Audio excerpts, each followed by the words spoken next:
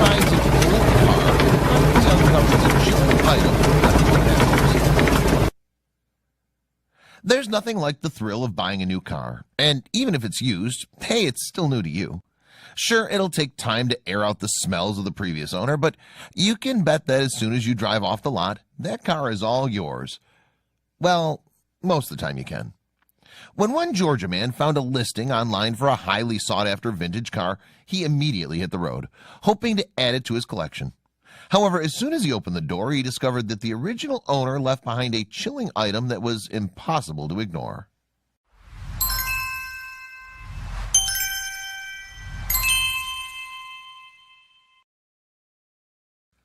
Coming from a family of auto shop owners, Zach Taylor was practically born loving cars. From those early days on, Zach began acquiring quite the collection of automobiles. But he had his eye on one in particular. Even with a garage jam-packed with collectible cars, there was one vehicle that had eluded Zach for most of his adult life. The 1968 Ford Mustang Fastback.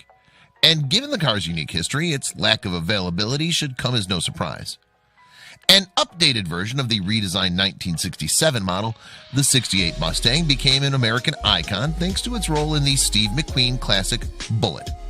Car collectors were relentless in their pursuit of the legendary model. This made Zach's life difficult. But he wasn't willing to give up his search. And in July of 2017, his determination finally paid off.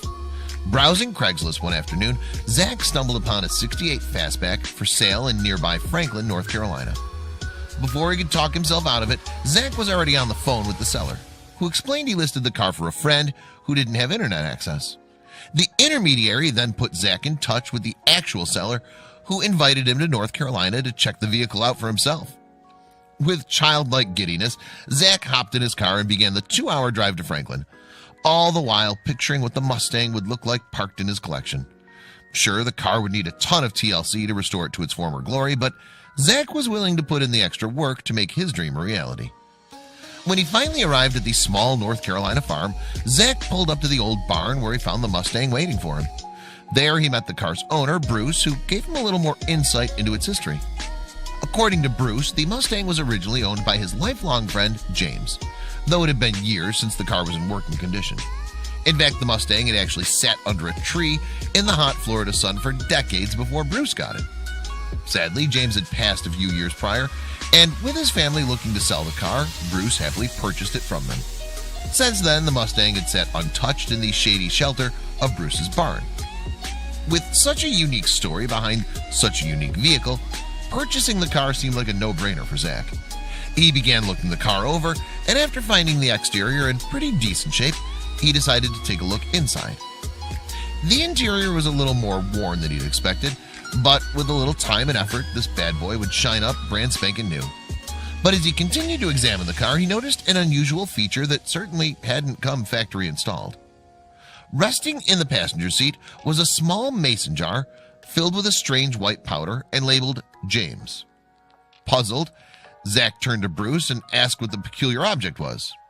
His response? That's James. That's right, James, or rather his ashes, had made the Mustang his post-mortem abode. Zach was completely shocked by the revelation, and even after the weight of Bruce's words had settled on him, the decision to buy the car or not was tougher. Ultimately, he decided not to buy the car. Believing this 68 Fastback to be a lost cause, Zach resumed his search, though the very next morning, Bruce rang him and casually spoke about his friendship with James. Over the next year, Bruce called Zach between 30 and 50 times to discuss the topic of his former best friend. Zach was a good sport about the whole thing, and by the time he received his last call from Bruce, he felt as though he'd known James his entire life. And so Zach decided to move past his reservations and purchase the car from Bruce, ashes and all. For just $7,000, Zach got a great deal on the car, though as he began working on it, he realized the Mustang was a lot more beat down than it looked. It was a tough decision, but in the end, Zach sold the car to a buyer he knew would make James proud. That buyer turned out to be Colin Budden, owner of Corner Classics on the Isle of Wight off the coast of England. Budden and his team had successfully restored 25 vintage Mustangs over the years, and with a little elbow grease, he hoped to make James number 26. Budden began restoring the car for a client, working to replace the Mustang's rusted body.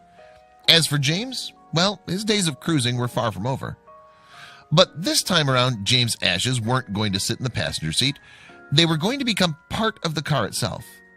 Budden hoped to incorporate the remains of the vehicle's chassis before the build was through, allowing James to continue to ride until the end of time. Yet not all discoveries made after purchasing a used item turn out as morbid as a jar full of the previous owner's ashes. Zach wished he'd gotten a hand-me-down as lucrative as the one found by Lara Russo, Callie Gusti, and Reese Work.